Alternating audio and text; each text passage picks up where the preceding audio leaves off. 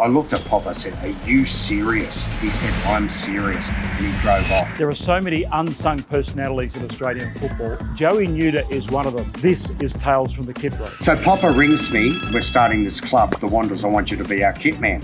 I said, "What? Wanderers? What's the Wanderers?"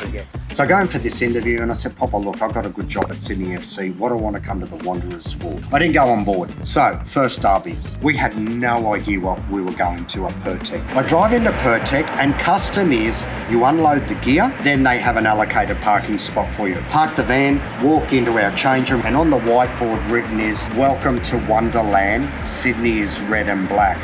Slavisha." Slavisha was the kit man. He worked under me at Sydney. He took the job at the Wanderers. So I'll go out to find him. I said, "I think it's funny.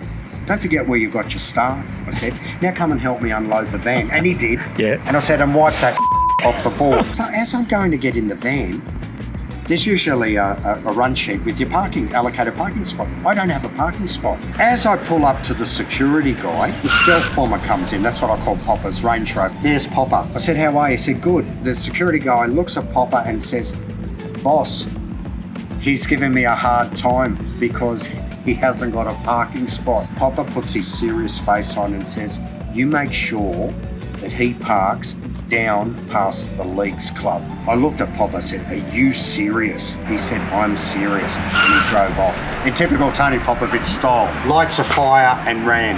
So I had to go down near the Parramatta Leagues Club to park.